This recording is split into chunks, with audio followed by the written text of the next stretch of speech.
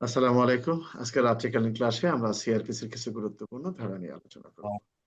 গতকালকে সর্বশেষ যেটা আমরা আলোচনা করেছিলাম সিআরপিসির সিআরপিসির 103 ধারার বক্তব্যটা হলো এরকমই যে পুলিশ যখন তল্লাশি কাজে অগ্রসর হবেন তখন দুই বা ততোধিক ব্যক্তিকে সাক্ষী হিসেবে আহ্বান জানাবেন এবং যখন পুলিশ তল্লাশি কাজে প্রবেশ করবেন সে সময় যদি তল্লাশি যে স্থানটা করা হচ্ছে সেই স্থানের মালিক যদি থাকতে চায় পুলিশ তাহলে তাকে সাথে রাখবেন। এই বিষয়টি আজকে আমরা আলোচনা করব সিআরপিসির 106 ধারা। সিআরপিসির 106 থেকে 110 পর্যন্ত এটি হলো মুসলেকার কথা বলা হয়েছে। একটি হলো সদাচরণের মুসলেকা আর একটা হলো শান্তি রক্ষার মুসলেকা। তাহলে শান্তি রক্ষার মুসলেকার কথা বলা হয়েছে সিআরপিসির 106 এবং 7, আর সদাচরণের মুসলেকার কথা বলা হয়েছে সিআরপিসির 108, 9, 10।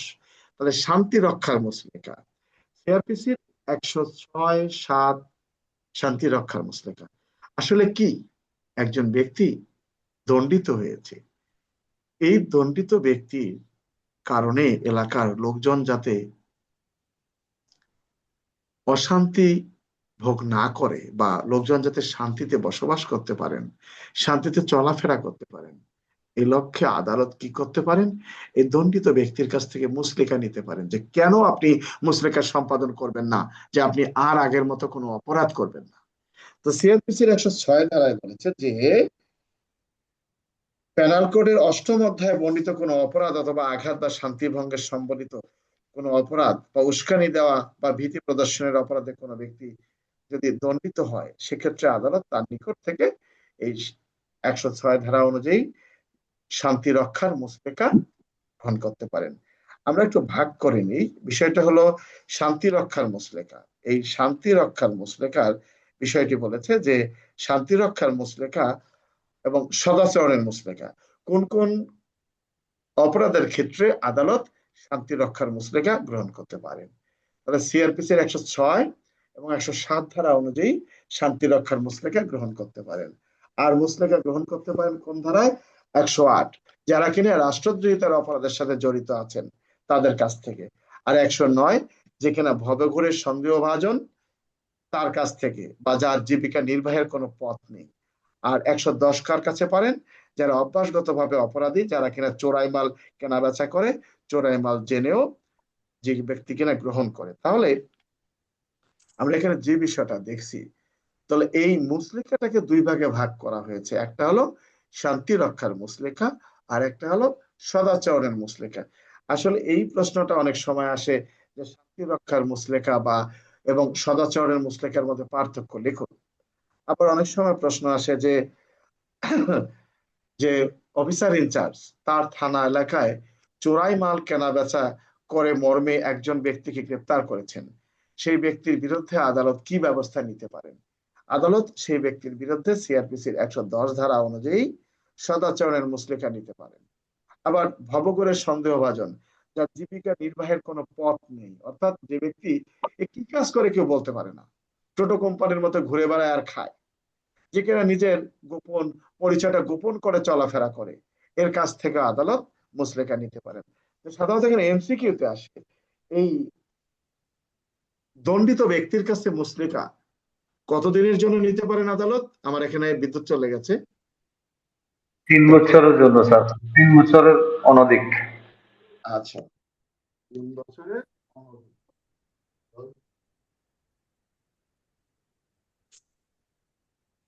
আর 106 ধারায় 107 ধারায় নিতে পারেন কত বছরের জন্য? অন্যান্য ক্ষেত্রে 1 বছর। না, 106-এ 3 বছর, 110-এও 3 বছর, নাকি? জি স্যার, জি স্যার। প্রথম এবং শেষ। 110 আর 100 আচ্ছা, মাঝখানে এটা 1 বছরের আমাদের অনধিক। প্রশ্ন। এখন এই প্রশ্নগুলো এখন পরীক্ষায় এভাবে আর আসে না। আমি যে বিষয়টা একটু আলোচনা করতে যাচ্ছি সেটি হলো সিআরপিসির 127 ধারা, যেটা কিনা আমাদের পরীক্ষার্থীর জন্য খুবই গুরুত্বপূর্ণ। 127 ধারা আমাদের পরীক্ষার্থীর জন্য খুবই গুরুত্বপূর্ণ। 127 ধারায় কি বলা হয়েছে? পুলিশ কিংবা ম্যাজিস্ট্রেট বেআইনি জনতা ছত্রভঙ্গ হইবার আদেশ প্রদান করতে পারবেন। কে পারবেন? পুলিশ কিংবা ম্যাজিস্ট্রেট। অর্থাৎ পুলিশ কিংবা ম্যাজিস্ট্রেট বেআইনি জনতা ছত্রভঙ্গ হইবার আদেশ প্রদান করতে পারবেন এবং এই বেআইনি জনতায় যারা অবস্থান করতেছেন তাদের দায়িত্ব হবে ছত্রভঙ্গ। তাহলে এই 127 ধারার বক্তব্যটা কোত্থেকে চলে আসে? প্রশ্নটা কি রকম আসে? বেআইনি জনতায় অবস্থানরত ব্যক্তিদের দায়িত্ব এবং কর্তব্য আলোচনা করুন। তার মানে বেআইনি জনতায় যারা অবস্থান করতেছেন তাদের কি কোনো দায়িত্ব আছে? সিআরপিসির 127 ধারায় বলেছে বেআইনি জনতায় অবস্থানরত ব্যক্তিদের দায়িত্ব হবে ছত্রভঙ্গ হইবার আদেশ পাওয়া মাত্র ছত্রভঙ্গ হওয়া। আবার প্রশ্ন আসে, পুলিশ কি বেআইনি জনতা ছত্রভঙ্গ হইবার আদেশ দিতে পারেন? তখন আমরা লিখব সিআরপিসির 127 ধারায় উল্লেখ করা হয়েছে পুলিশ বেআইনি জনতা ছত্রভঙ্গ হইবার আদেশ প্রদান করতে পারেন।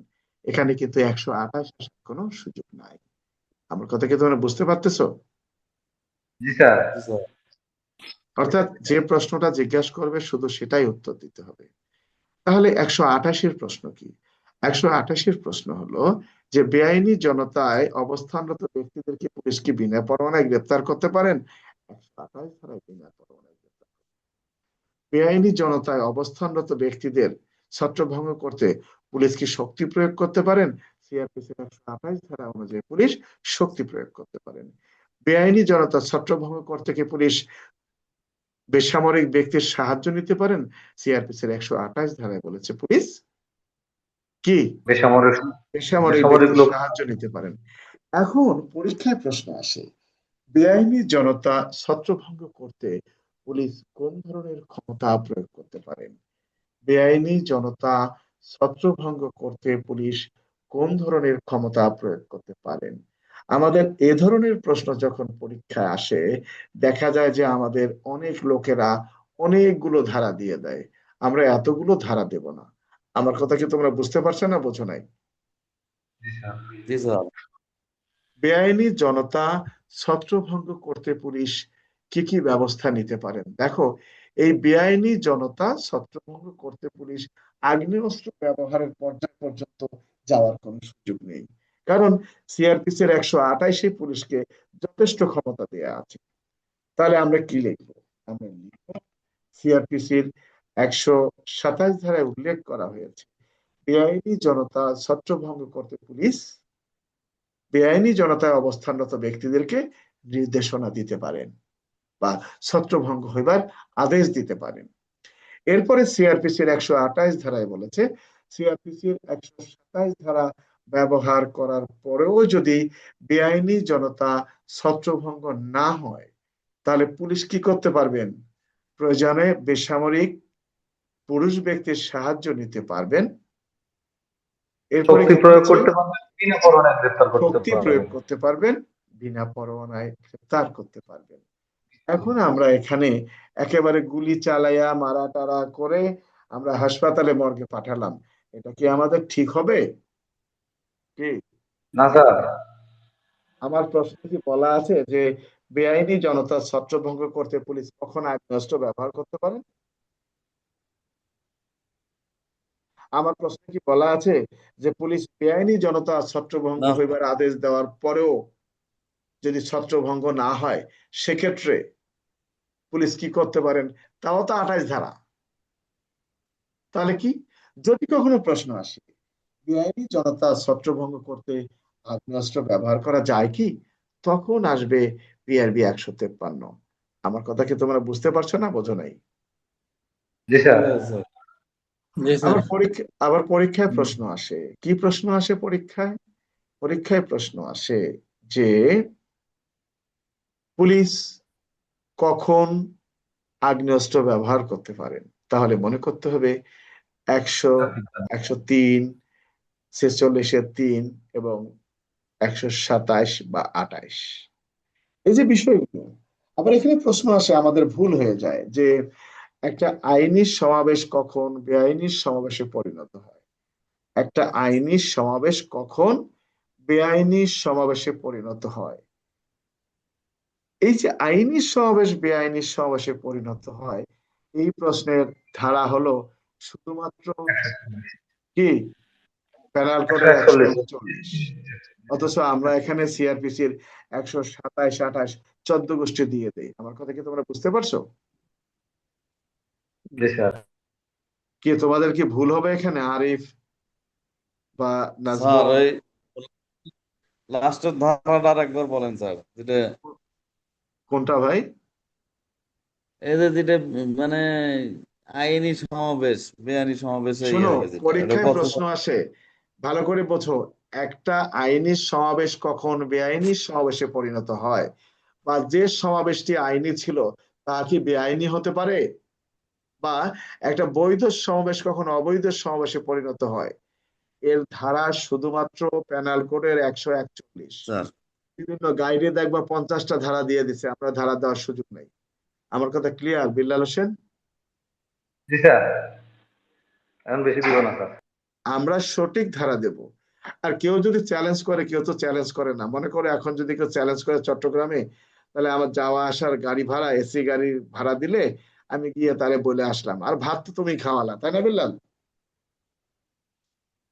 জি হ্যাঁ, স্যার, এটা হলে সমস্যা নেই। এটা হলে কিন্তু আসলে এরকম চ্যালেঞ্জ কেউ দেয় না। বান্দরবান রাঙ্গামাটি হলে তাও নাহলে হতো। তো যখন শোনো, এক সময় মানুষে আমাকে গল্প করতে হয় একেবারে বান্দরবান পোস্টিং করে দেবো। আমি বললাম আমার বড় জীবনের শখ একটা চাকমা বিয়ে করা, বান্দরবান গেলে চাকমাকে বিয়ে করবো। কি, আর খাট পালং যেগুলো বাড়ির আছে এগুলো সব সেগুন কাঠের তৈরি করে নিয়ে আসবো। তো বান্দরবনে যেতে পারলাম না, রাঙ্গামাটিও যেতে পারলাম না, তার আগেই চাকরির থেকে চলে আসলাম। আচ্ছা, যাক, গল্প শেষ। তাহলে এই যে প্রশ্ন চলে আসে যে একটা আইনি সমাবেশ কখন বেআইনি সমাবেশে পরিণত হয়, এই প্রশ্নের উত্তর কে কি কোন ধারা দিল আমাদের দরকার নাই। ধারা শুধুমাত্র প্যানাল কোডের 141। আর যখনই প্রশ্ন আসবে যে বেআইনি সমাবেশ ছত্রভঙ্গ করার ক্ষেত্রে পুলিশ কি কি ব্যবস্থা গ্রহণ করতে পারেন, তাহলে এই প্রশ্নের উত্তর হবে সিআরপিসির 127 এবং 28। আমি কথা কি বুঝতে পারছো না বোঝো নাই? জি স্যার। স্যার দেখো, আমরা কতটুকু বোকা, আমরা আইনগুলো জানি না। বেআইনি সমাবেশ ছত্রভঙ্গ করতে পিআরবিতে বেআইনি সমাবেশ ছত্রভঙ্গ করার ক্ষমতা দেওয়া হয় নাই। পুলিশ আইনে বেআইনি সমাবেশ ছত্রভঙ্গ করার ক্ষমতা দেওয়া হয় নাই। ক্ষমতা দেওয়া হয়েছে সিআরপিসিতে। বিষয়টা কি বুঝতে পারছো? জি স্যার। তাহলে পিআরবিতে কি দিয়েছে? পিআরবিতে দিয়েছে পুলিশ কিভাবে আগ্নেয়াস্ত্র ব্যবহার করবেন, কখন ব্যবহার করতে পারবেন। বিষয়টা কি তোমরা বুঝতে পারছো আমার কথাগুলো?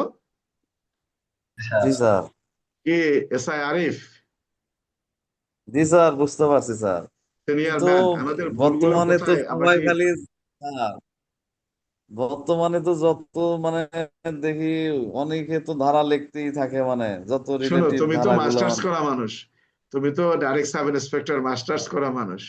তুমি কোন বিশ্ববিদ্যালয়তে পড়াশোনা করছো? স্যার তুমি বগুড়া থেকে স্যার, বগুড়া আজিজুল হক, আজিজুলে। আজিজুল হক। জি স্যার। তা তুমি তো পাবলিক ইউনিভার্সিটি থেকে জি পাশ স্যার। করছো। তা তুমি একটা জিনিস মনে রেখো যে এই যে আমাদের সমাজে যে ভুলগুলো, এটা কে সংশোধন করবে? তাহলে তুমি একটু পড়ে দেখো আসলে আমি কি ভুল বলছি কিনা। না না, আপনি ভুল বলেন না স্যার, আপনার কথা তো যুক্তিসঙ্গত, বইয়ের বাইরে তো না, কিন্তু এখন তো গাইড বা এটা অনেকে খালি ধারা গাইড তো তোমার মানে ভাষা আমার ভাষা, দিতেই আছে। কিন্তু মূল বইয়ের ভাষা কে বলবে? গাইডটা তো তোমার আমার ভাষা, তুমি একটা স্যার ভাষা স্যার দিয়ে তৈরি করেছো গাইড। আমার কথা কি বোঝা গেছে? স্যার জি স্যার। মূল বইয়ের কোনো বিকল্প নাই। আমার পরীক্ষায় প্রশ্ন কিন্তু আসলো, এখন তো স্যার, এখন স্যার আপনার কাছে যেটা ইয়ে দেখে আগের যে পড়াগুলা, এখন আপনার যে পড়ার সাথে মানে বিকল্প ইয়ে হচ্ছে। না এটা হলো, কন্ট্রাডিকশন। শোনো, এই জিনিসগুলো তোমরা পছন্দ করলে হবে না, অনেকেই পছন্দ করবে না, তারা বলবে এখানে নাম্বার দিবে না, আসলে সে বুঝে না। তুমি একটা কাজ করবা, যারা সিনিয়র অফিসার আছেন, বিশেষ করে এসপি টু আপওয়ার্ড, ওনাদেরকে জিজ্ঞেস করে দেখবা, ওনারা কিন্তু ঠিকই জানে।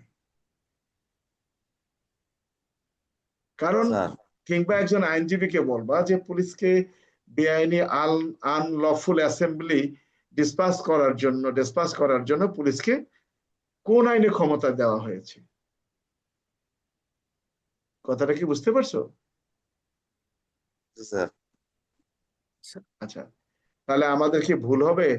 সাইফুল, না আজেদুল স্যার, বা ওবায়দুল্লাহ, আমাদের না কারো স্যার। ভুল হবে? বেলাল, না না স্যার। স্যার। না স্যার।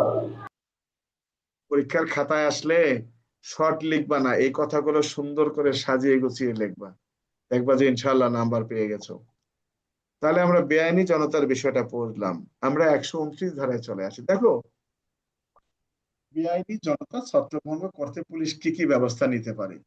একেবারে তুমি কি করলা, সামরিক আহ্বান করে ফেললা, তাই না? তোমার জি প্রশ্নে স্যার। কি বলা আছে যে বেআইনি জনতা যদি সাধারণ পুলিশ সদস্য দ্বারা বেআইনি জনতা ছত্রভঙ্গ করা সম্ভব না হয়, সেক্ষেত্রে করণীয় কি? বা প্রশ্নে কি বলা আছে পুলিশ কি সামরিক শক্তি আহ্বান করতে পারেন? এই সিআরপিসির হ্যাঁ, 129 ধারায় কি বলেছে? সিআরপিসির 129 ধারায় বলেছে, দেখো, সামরিক শক্তি প্রয়োগ। জি। সামরিক শক্তি প্রয়োগের কথা কে সামরিক শক্তি তলব করতে পারেন? বলছে সিআরপিসির 129 ধারা অনুযায়ী সামরিক শক্তি আহ্বান করতে পারেন জেলা ম্যাজিস্ট্রেট বা মহানগরী এলাকার জন্য পুলিশ কমিশনার। তার মানে কমিশনার। বলছে কি, সাধারণ পুলিশ সদস্য দ্বারা যদি কোনো বেআইনি জনতা ছত্রভঙ্গ করা সম্ভব না হয়, সেক্ষেত্রে পরিস্থিতি এমন হয় যে সামরিক সদস্য ছাড়া এই পরিস্থিতি নিয়ন্ত্রণ করা সম্ভব নয়, সেক্ষেত্রে মহানগর পুলিশ কমিশনার বা জেলা ম্যাজিস্ট্রেট সামরিক শক্তি আহ্বান করতে পারেন। আমার কথা কি বুঝতে পারছো না বোঝো নাই? জি স্যার। জি স্যার। জি স্যার। এই যে আমরা বেআইনি জনতা ছত্রভঙ্গ করতে এতগুলো ধারা আমরা দিচ্ছি, আমরা যে এতগুলো ধারা দিচ্ছি, দিতে দিতে 132 পর্যন্ত দিয়ে দেই, একেবারে এ করা যাবে না সে করা যাবে না, আসলে কি জানো, এদের মাথায় কি আছে একমাত্র আল্লাহ পাকই জানেন। হুম। তো এটা হলো বিষয়, কারণ এই আইনগুলো আমরা নিজেরা তৈরি করে নাই। আইনগুলো দিনের পর দিন আলোচনা করে আইনটাকে তৈরি করছে। তাহলে কি আমরা 129 ধারা বুঝতে পারছি? জি স্যার। আচ্ছা, এই সিআরপিসির 130 বলছে ম্যাজিস্ট্রেট অর্থাৎ সামরিক বাহিনী কি করবেন। আমরা একটা ধারায় চলে যাই, সিআরপিসি 132 ধারা। 132 ধারাটা কি? এই যে সিআরপিসির 127, 28 থেকে শুরু করে 131 পর্যন্ত যে সকল কার্যক্রম পুলিশ পরিচালনা করবেন, ম্যাজিস্ট্রেট পরিচালনা করবেন বা সামরিক বাহিনীর সদস্যরা পরিচালনা করবেন, তাদের বিরুদ্ধে সরকারের অনুমতি ব্যতীত এই ঘটনার পরিপ্রেক্ষিতে কোনো মামলা গ্রহণ করা যাবে না। আমার কথাটা কি বুঝতে পারছো না বোঝো নাই? জি স্যার। জি স্যার। তার মানে রক্ষা কবচ কোন ক্ষেত্রে? দেখো, পরীক্ষায় প্রশ্ন আসে, আমার এই জিনিসগুলো খুবই খারাপ লাগে। পরীক্ষায় প্রশ্ন আসে যে কোন পুলিশ সদস্যের বিরুদ্ধে দেওয়ানি বা ফৌজদারি মামলা রুজু হলে সে কোন ধরনের আইনি সহায়তা পাবেন? একজন পুলিশ সদস্যের বিরুদ্ধে দেওয়ানি বা ফৌজদারি মামলা যদি রুজু হয়, তাহলে এই পুলিশ সদস্য কোন ধরনের আইনি সহায়তা পাবেন?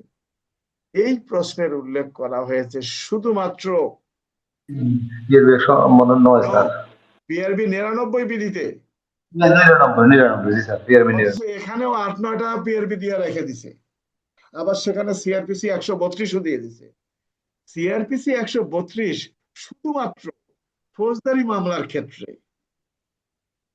অর্থাৎ এই বেআইনি জনতা ছত্রভঙ্গ করতে গিয়ে শক্তি প্রয়োগ করতে হয়, গ্রেপ্তার করতে হয়, এ ধরনের ঘটনায় যদি কোনো সেনাবাহিনী অফিসারের বিরুদ্ধে, পুলিশের বিরুদ্ধে কিংবা ম্যাজিস্ট্রেটের বিরুদ্ধে কোনো ব্যক্তি আদালতে ফৌজদারি অভিযোগ দায়ের করতে চায়, তার সরকারের অনুমোদন ছাড়া আদালত এ ধরনের অভিযোগ আমলে নিবেন না। বিষয়টা কি আমার কথা বুঝতে পারছো?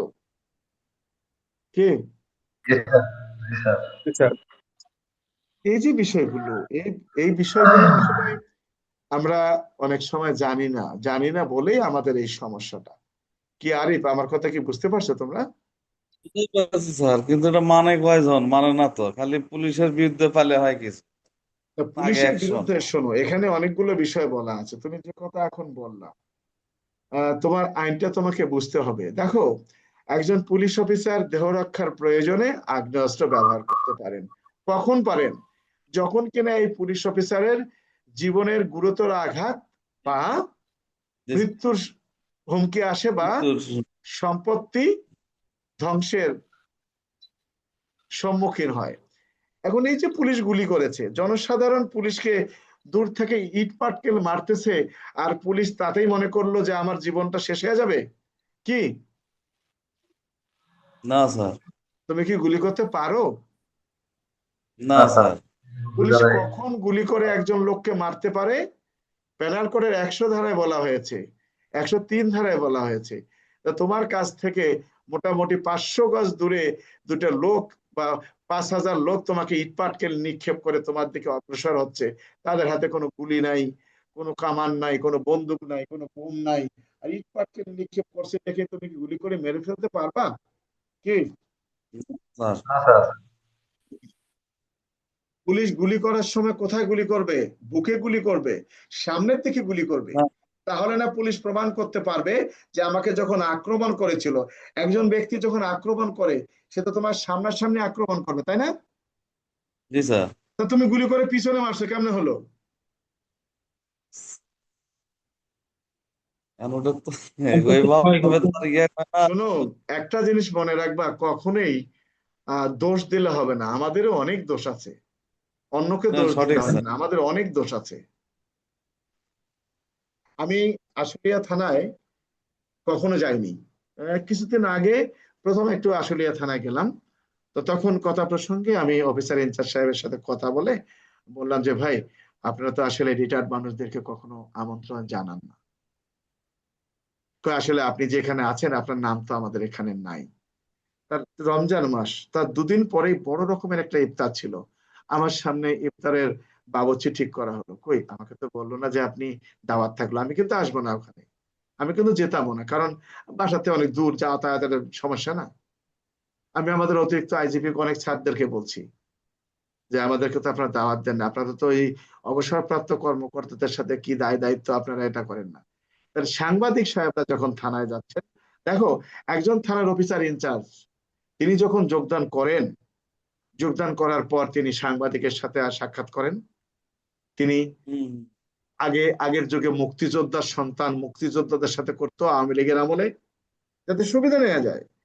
এরপর ক্ষমতায় যারা আছেন তাদের নেতৃবৃন্দের সাথে সাক্ষাৎ করেন। কখনো কি তিনি আহত নিহত পুলিশ সদস্যের পরিবারকে ডেকেছেন, কিংবা না স্যার, অবসরপ্রাপ্ত পুলিশ সদস্যদের দেখে কথা বলেছেন? বলেন নাই। কারণ এদেরকে দিয়ে কোনো উপকার হবে না। উপকার হবে না, এটাই হলো মেইন তাহলে কথা। এই যে পুলিশের বিরুদ্ধে যে অভিযোগগুলো আসে, দেখো, পুলিশ আজকে কি দিয়ে ভাত খাচ্ছে, এটা আর এক পুলিশে কিন্তু ফাঁস করতেছে তার সুবিধা নেওয়ার জন্য। কাছাকাছি তুমি যে কথাটি বললা আইনের বিষয়টা, যে আইনটাকে যদি আমরা সঠিকভাবে মানি, সঠিকভাবে জানি, তাহলে কিন্তু কোনো বিপদেই আসবে না, এটা জেনে রাখবা। আমি যেমন মানি জি না, আমার স্যার। সিনিয়র অথরিটিরাও মানে না। না না না। তো এই যে আইনের বিষয়গুলো, এগুলো আসলে আহ 10 জনকে বলার পরে যদি একজন মানে, এতেই চলবে। কথাটা ক্লিয়ার? জি স্যার। যা গল্প শেষ হলো, আমরা আবার চলে আসি তাহলে সিআরপিসির 132টা আমরা বুঝলাম। এই সিআরপিসির মধ্যে আমাদের গুরুত্বপূর্ণ ধারা, এই অধ্যায়ের মধ্যে সিআরপিসির 127, 28, 29, এই তিনটা ধারা আমাদের জন্য খুবই গুরুত্বপূর্ণ। তাহলে যদি কখনো প্রশ্ন আসে যে বেআইনি জনতা ছত্রভঙ্গ করতে পুলিশ কি ব্যবস্থা গ্রহণ করতে পারে, তাহলে আমরা ধারা দেব 127 এবং 128। আচ্ছা, আর ঠেলা ঠুলা যদি কেউ 129 দেয়, অপরাধ নাই, তবে না দিলেও চলে। আর যদি প্রশ্ন আসে বেআইনি জনতায় অবস্থানরত ব্যক্তিদের দায় দায়িত্ব আলোচনা করুন, তাহলে 127। বেআইনি জনতায় অবস্থানরত ব্যক্তিদেরকে পুলিশ কি গ্রেপ্তার করতে পারেন? 128। এই প্রশ্নগুলো আমাদেরকে আগে বুঝতে হবে কি জানতে চাচ্ছে আর আমি কি উত্তরটা দিচ্ছি। কি আরিফ, আমার কথা কি বুঝতে পারছো? সঠিক স্যার, বুঝতে পারছি। আচ্ছা, আমরা এখন চলে আসি সিআরপিসির 144 ধারা। দেখো, 144 ধারা বলে পুলিশ জারি করতে পারে, আসলে বিষয়টি তা নয়। তাহলে 144 ধারা জারি কখন করেন সেই জেলা ম্যাজিস্ট্রেট? আমাদের পরীক্ষায় প্রশ্ন আসে, আপনি একজন থানার অফিসার ইনচার্জ, আপনি জানতে পারলেন আপনার থানা এলাকার কোনো একটি স্থানে একই তারিখে, একই সময়ে, একই স্থানে দুটি প্রতিদ্বন্দ্বী দল সভা সমাবেশ আহ্বান করেছে, আপনার করণীয় কি? হুম, আমার কথা কি বুঝতে পারছো? আপনি জি থানার স্যার। অফিসার ইনচার্জ, আপনি জানলেন আপনার থানা এলাকার কোনো একটা স্থানে একই তারিখে, একই সময়ে দুটি প্রতিদ্বন্দ্বী দল সভা সমাবেশ আহ্বান করেছেন, এক্ষেত্রে আপনার করণীয় কি? এ ধরনের প্রশ্ন যদি পরীক্ষায় আসে তখন আপনার উত্তরটা হবে পিআরবি 134 বিধিতে উল্লেখ করা হয়েছে। কত? পিআরবি 134 বিধিতে উল্লেখ করা হয়েছে, 34। কোন স্থানে যদি 144 ধারা জারি করিবার প্রয়োজন দেখা দেয়, তাহলে থানার অফিসার ইনচার্জ উক্ত স্থানের আবেদন। শান্তি শৃঙ্খলা বজায় রক্ষার্থে ক্ষমতাবান ম্যাজিস্ট্রেটের নিকট সিআরপিসির 144 ধারা জারি করিবার জন্য আবেদন করবেন। আমার কথাটা কি বুঝতে পারছো? আর জি তুমি স্যার। প্রশ্ন কি করলা, 144 ধারা জারি করব, আমি এ করব, সে করব, ফোর্স মোতায়েন করব, গ্রেফতার করব, হইলো এটা কি? না। স্যার, আরে জি দেখো স্যার, আরে, মানে স্যার, একজন পরীক্ষার্থী খুব সহজেই পাশ করতে পারে, কিন্তু সেই পরীক্ষার্থী এমন কিছু ভুল শিখছে যে ভুলটাকে সংশোধন করতে করতে আমার পরীক্ষার সময় এসে যায়। জি স্যার। আবার একটা কথা তোমাকে বলি, যার বাড়ি চুরি যায় সে তখন মনে করে যে অমুক মনে হয় আমার একটা চুরি করেছে, তাই না? এ সঠিক স্যার, এ সন্দেহ তো মানে যখন যখন একজন লোক আমার কাছে ক্লাস করে পরীক্ষায় গিয়ে ভালো মতো লিখতে পারে না, তখন মনে করে অমুক স্যারের কাছে পড়লে মনে হয় আমি পাশ করতে পারতাম। উম, এটা এটার প্রত্যেক জনের ক্ষেত্রে মানে স্বাভাবিক চিন্তা। কিন্তু সেই ব্যক্তিটা একটা বারও মূল বইটাকে অনুসরণ করে পড়ে না, সে তো জানেই না, সে পাশ করছে হুম, কিন্তু পিছনে চলে গেছে, নাম্বার পেয়েছে কিন্তু কম পেয়েছে। কম। তাহলে তখন আমরা হয়তো কি মনে করবো করলাম, স্যারের ধারাগুলো যে খালি রিলেটিভ কোনো ধারা দিতে বলেন নাই, মানে যে কথা সেই ধারা একটাই, ওই অন্য ধারা তো ধারার আসার কম সুযোগ নেই। শোনো, এই যে ধারা আমি বললাম, যে অন্য ধারা দিলে হয়তো বেশি নাম্বার আর একটু কেমনে পেতাম। পিআরবি 134-এ কি বলছে, যদি কোন স্থানে 144 ধারা জারি করার প্রয়োজন দেখা দেয় তাহলে পুলিশ কি করবে? পুলিশ কি জারি করতে পারবে? পুলিশ না ম্যাজিস্ট্রেটকে স্যার। দিবে, না, ম্যাজিস্ট্রেট জারি ম্যাজিস্ট্রেটকে করবে, ঠিক আছে? আবেদন করতে পারবে। হ্যাঁ। আচ্ছা, 145 ধারার বক্তব্যটা কি? 145 ধারা দেখো, তোমরা অনেক কিছু পড়ো কিন্তু কখনো রাস্তাঘাটের এগুলো একটু মিলায়ে দেখো না, কি রকম? আমরা অনেক সময় রাস্তাঘাটে দেখি না, এই সম্পত্তির সম্পর্কে অমুক সহকারী জজ আদালতে মামলা বিচারাধীন, ধারা 145 লেখা থাকে না অনেক সময়? জি স্যার, জি থাকে। নিষেধ। এই সাইনবোর্ড গুলো পড়ে দেখবা, শুধু সিনেমার পোস্টার, নায়িকার কাপড় চোপড় ছাড়া ছবি দেখো না, এগুলো দেখবা এটার মানেটা কি।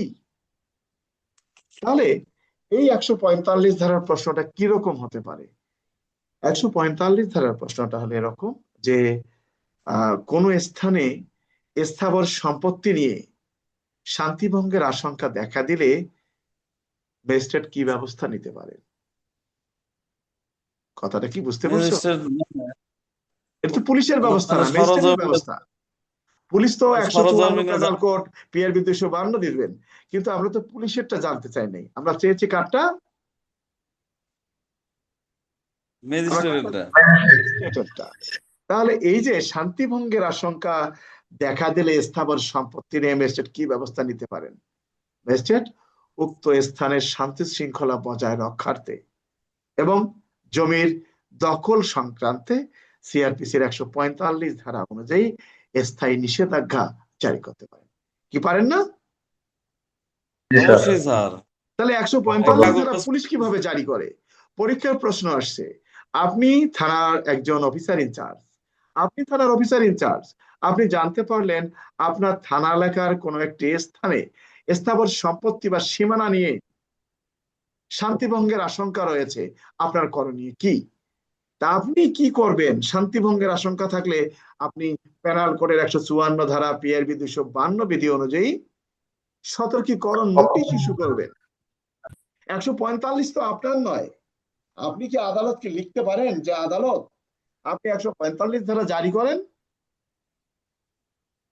আপনি লিখতে না স্যার। পারেন সেখানে, আপনি সেখানে লিখতে পারেন, কি লিখতে পারেন? আপনি লিখতে পারেন যে সতর্কীকরণ নোটিশ ইস্যু করার সময় তো আপনি লিখবেন আপনাদের উক্ত সম্পত্তির সম্পর্কে কোনো দাবি থাকলে আপনারা আদালতের শরণাপন্ন হয়ে উক্ত জমিতে প্রবেশ করবেন। যদি আপনারা এই আইন অমান্য করেন আপনাদের বিরুদ্ধে ব্যবস্থা নেওয়া হবে। কিন্তু আপনি তো বলতে পারেন না যে আপনি কাগজপত্র নিয়ে থানায় আসেন, আমার দারোগা কলিমউদ্দিন সমাধা করে দিবে। আপনি পারেন? না স্যার, কিন্তু পুলিশ তো জায়গায় সমাধান করে দেয় একবার। এই জন্য তো ধরা খায়, মাইর খায়। স্যার যাক, তো এটা হলো 145-এর বিষয়। 146 হলো রিসিভার নিয়োগ করা হয় যে সকল সম্পত্তি নিয়ে তর্কিত হয়। আমরা এটা আর বেশি না করি। তাহলে 144 কি আমরা বুঝলাম যে 144 ধারা কখন জারি করা হয়? আচ্ছা, 144 ধারা জারির ক্ষমতা কে প্রয়োগ করতে পারেন? জেলা ম্যাজিস্ট্রেট, এই তো নাকি? গেলাম। 144 ধারা সর্বোচ্চ কতদিন পর্যন্ত বলবৎ থাকে? 2 2 মাসের মাস। বেশি নয়। 2 কতদিন? মাসের বেশি নয়। 2 মাসের বেশি নয় স্যার। 2 মাসের বেশি। গুড। 144 ধারা। আচ্ছা, তাহলে কি 144 এবং 45 এর সম্পর্কে তোমাদের কোনো বক্তব্য আছে? না স্যার, বুঝছি স্যার। কি মিস্টার সাইফুল? স্যার না স্যার। বলা নাই। আচ্ছা, আমরা এখন চলে আসব সিআরপিসির এমন একটি ধারা যে ধারাটা সম্পর্কে আমরা অনেকে জানি না।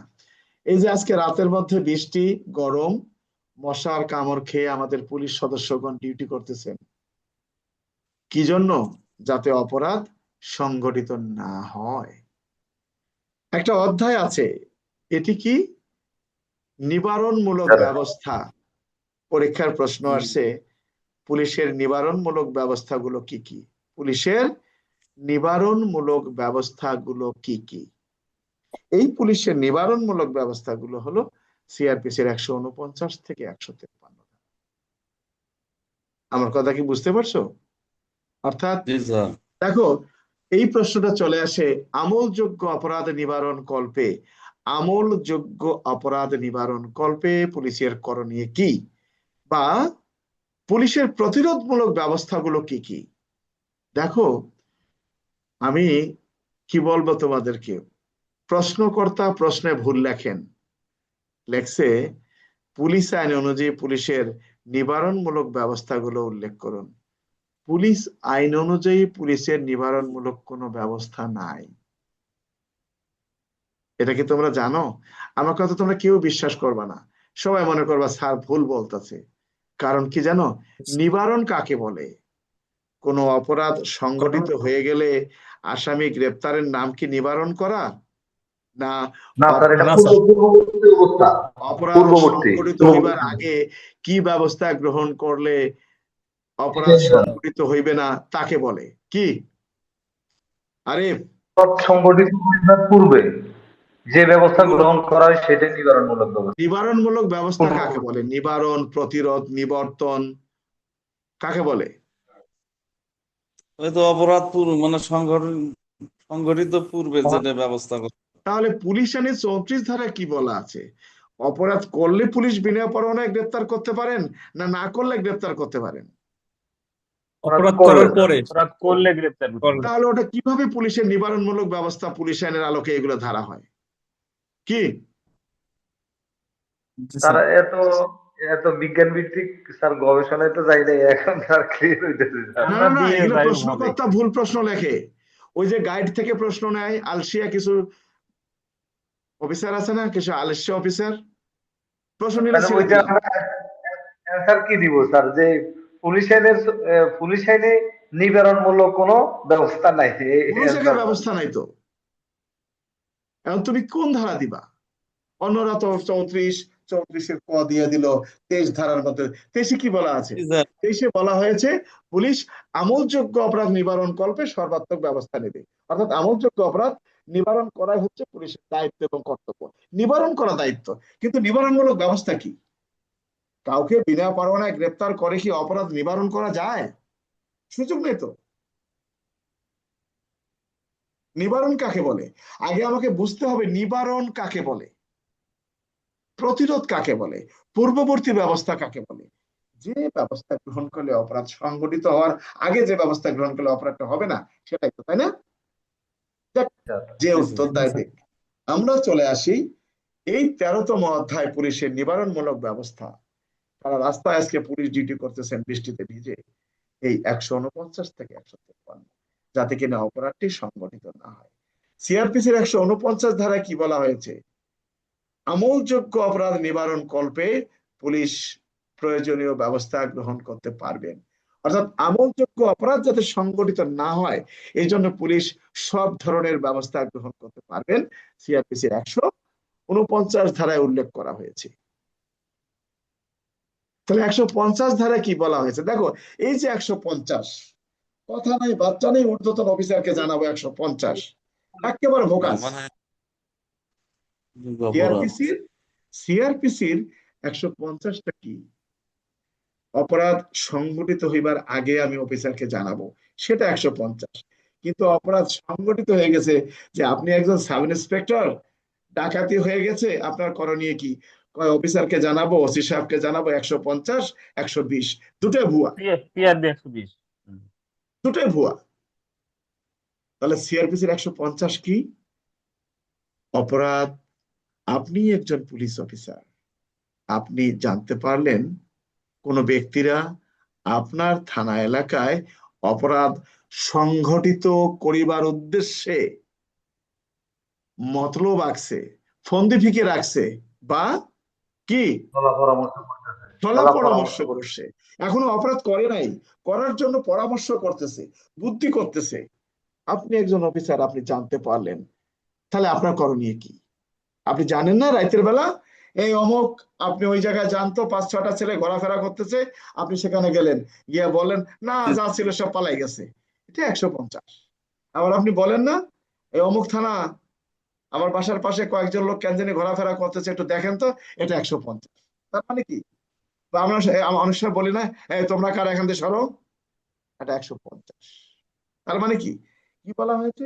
কোন পুলিশ অফিসার যদি জানতে পারেন তার থানা এলাকায় কোন ব্যক্তি এই আমলযোগ্য অপরাধ করিবার উদ্দেশ্যে বুদ্ধি করতেছেন, সলা পরামর্শ করছেন, ফন্দি ফিকে রাখতেছেন, তাহলে সেই পুলিশ অফিসারের দায়িত্ব হবে কি?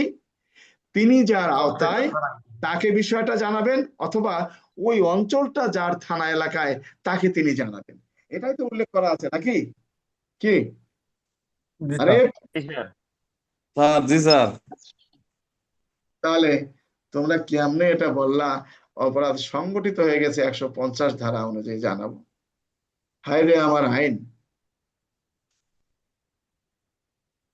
তার আইন তো আইনের জায়গায় আছে ঠিক, আমরা বললাম যে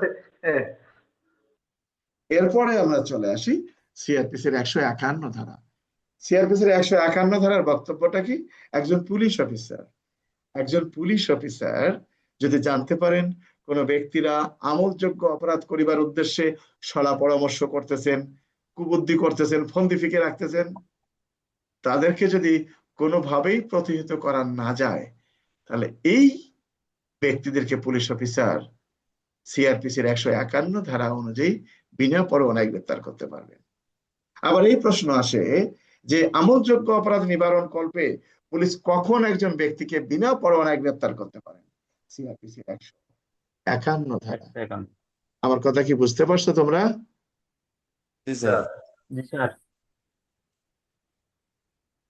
আচ্ছা, এরপরে আমরা চলে আসি সিআরপিসির 152 ধারা। যেমন বিমান বাহিনীর লেখা থাকে না, বাংলার আকাশ রাখিব মুক্ত।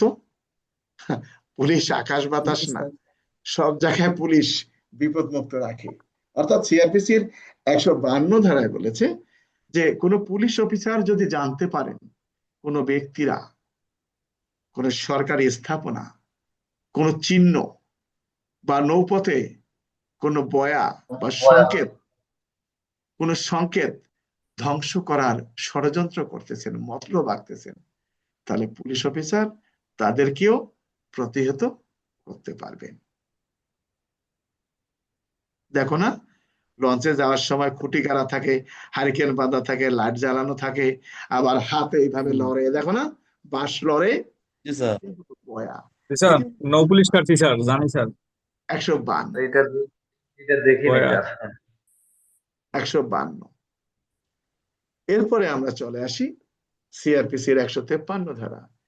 এখানে বলা হয়েছে, এখানেও দেখো, থানার অফিসার ইনচার্জ তিনি যদি জানতে পারেন বা থানার ভারপ্রাপ্ত কর্মকর্তা যদি জানতে পারেন তার থানা এলাকায় কোনো ব্যক্তিরা ওজনে কম দেওয়ার উদ্দেশ্যে পরিমাপ যন্ত্র প্রস্তুত করে রেখেছেন, এখনো অপরাধ হয় নাই, বাইরে গেলে না অপরাধ হবে, কিন্তু সে তৈরি করে রেখেছেন যাতে মানুষ কেনার পরে ঠইকা যায়, অপরাধ কিন্তু এখনো হয় নাই। তাহলে কি প্রস্তুত করে রেখেছেন, বাজারে গেলে না বিক্রি হবে নাকি? জি তাহলে স্যার, অফিসার এখনো ইনচার্জ কি কার্যক্রম শুরু করতে হয়নি। পারে? অফিসার ইনচার্জ কি করতে পারবেন? বিনা বিনা পরোয়ানায় পরোয়ানা। তল্লাশি করে গ্রেফতার। এই সকল মালামাল হেফাজতে নিতে পারবেন। বিষয়টা ক্লিয়ার? জি স্যার। জি স্যার। এখন তাহলে এই প্রশ্নটা আবার আসে, আপনি একজন সাব ইন্সপেক্টর, অফিসার ইনচার্জ যোগদান করে আপনার সাথে সলা পরামর্শ করলো আপনার থানা এলাকায় অপরাধ প্রবণতা বৃদ্ধি পেয়েছে, কি ব্যবস্থা গ্রহণ করলে অপরাধ সংগঠিত হবে না, অফিসার ইনচার্জের সাথে পরামর্শ করুন। 149 থেকে 153। আর আপনি লিখবেন মন্দিরে যাব, মসজিদে যাব, ওখানে আজান দিয়ে বলবো আপনারা চুরি করেন না। কি, আওয়ামী লীগের আমলে পুলিশ অফিসার সাহেবরা বিভিন্ন জায়গায় যেতেন, ওই যে ইলেকশনের আগে দেখতাম ওসি সাহেবরা গিয়া বক্তব্য দিতেন, নামাজ পড়ুক আর না পড়ুক আপনারা এই করেন, করেন।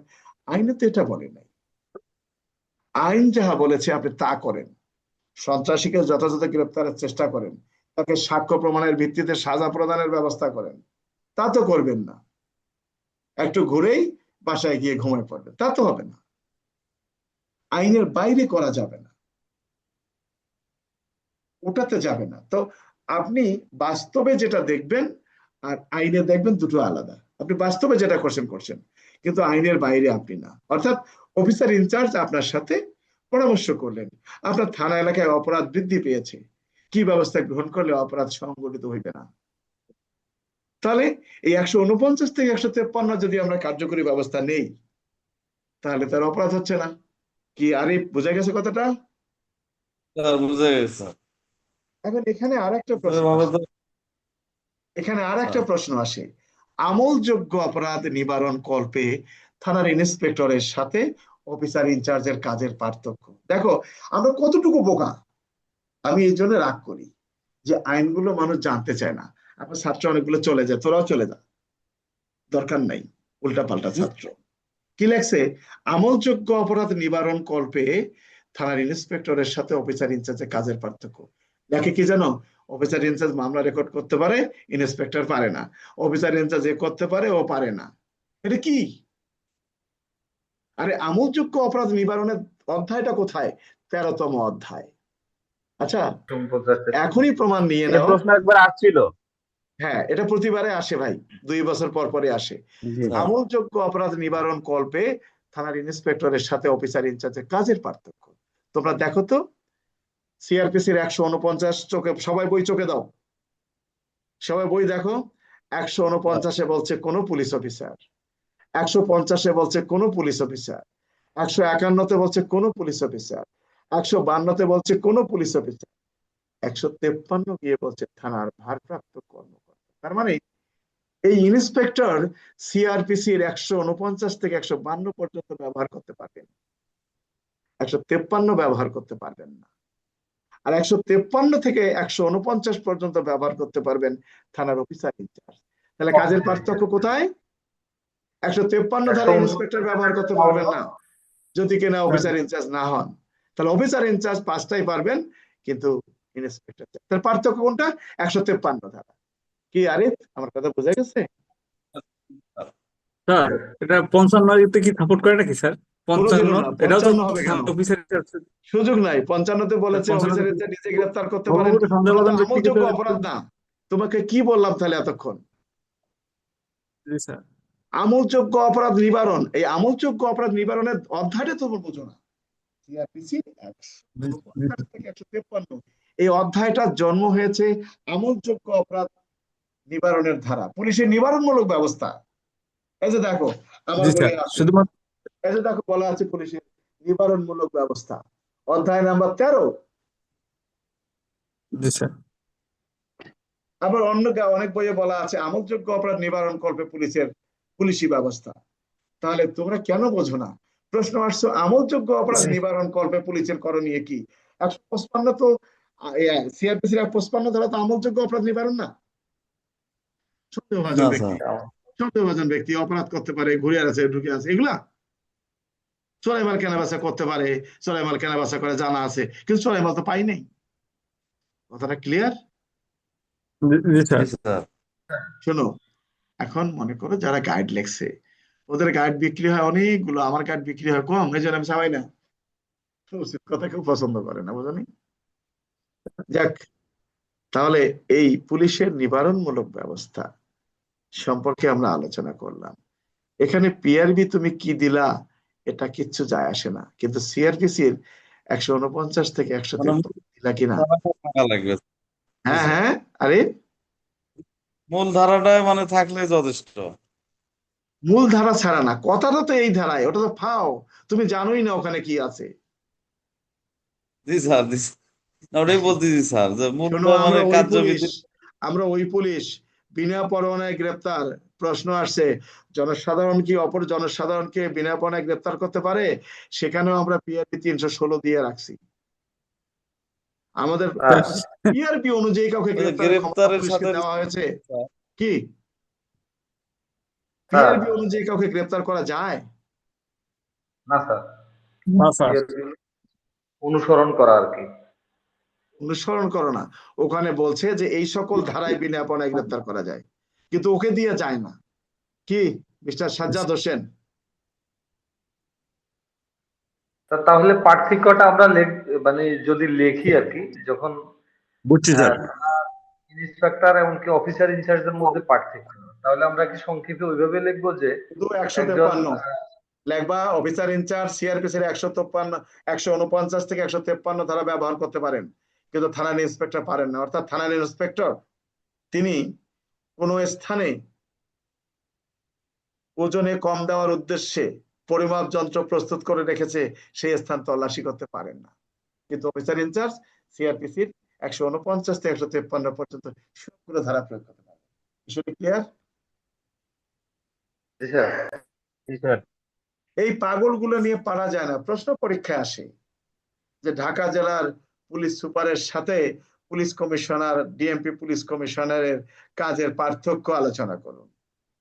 ঢাকা জেলায় থানায় কয়টা আর ডিএমপি থানায় এতগুলা, এটা কোনো কাম হইলো? না স্যার। তার মানে কি প্রশ্ন জানে না তাই, বুঝতে পারছো? যাই হোক, আর গল্প না করি, তাহলে আজকে আমরা শেষ করে দেই। আগামীকাল বৃহস্পতিবার আমার জরুরি একটা কাজ আছে। যদি ক্লাস নিতে না পারি তাহলে আমি তোমাদের গ্রুপে জানিয়ে দেব, ঠিক আছে বিল্লাল? জি স্যার। জি স্যার। আর পরীক্ষা নিচ্ছি না, কারণ পরীক্ষা নিয়ে লাভ নেই, তোমরা উত্তর লেখো না, বড় কষ্ট লাগে। স্যার উত্তর লিখছি স্যার আমি। আমি স্যার 2 জন না 3 জন লেখা পাইছি, খাতা তো সবার পাই নাই। স্যার খাতা পাঠাই দেবো স্যার, লজ্জা দিচ্ছি না স্যার, আমি লিখছি স্যার, লিখে লজ্জার রাখছি স্যার। কিছু নাই, কখন আমি পাঠাবো স্যার? সংশোধন কোন করে দিন দেখবো। লিখবেন? বিল্লাল ঠিকই লেখছে, জি স্যার। টিএসআই নাজমুল ঠিকই লেখছে, অনেকে দিছো কিন্তু অনেকে তো দেওয়া নেই। স্যার যাই হোক, তো লিখছি আজকে স্যার। যে আলোচনা করলাম, কারো কিছু বলার আছে এই সম্পর্কে? না স্যার, এগুলো অনেকটা ব্রেন ওয়াশ হচ্ছে স্যার। আর যদি কালকে আমি ক্লাস স্যার নিতে না পারি তাহলে শনিবারের আগে আর ক্লাস আসছে না। এই কালকের ক্লাসটা আমরা শনিবার রাত্রে নেবো। আমরা সাধারণত শনিবার কোনো ক্লাস নেই না, প্রয়োজনে শনিবার রাতে ক্লাসটা নেওয়া হবে। ঠিক আছে, যদি কালকে জি নিতে স্যার। না পারি কোনো কারণে। যাও, স্যার তাহলে এই যে 150 120 সহজে মারতাম স্যার, তাহলে এইভাবে আর মারবো না, এটা স্যার দেবো না স্যার এখন থেকে। 150 120 জানি না ওরা। 120-এর আর বলে লাভ নেই ভাই, এগুলো অনেক বক্তব্য আছে। 120 আর না একদিন এটা আগে জানতাম না স্যার। স্যার আমি এর আগে এটা কখনো স্যার ভাবি না যে এই জিনিসটা এই কারণে 150 আর এই কারণে 120।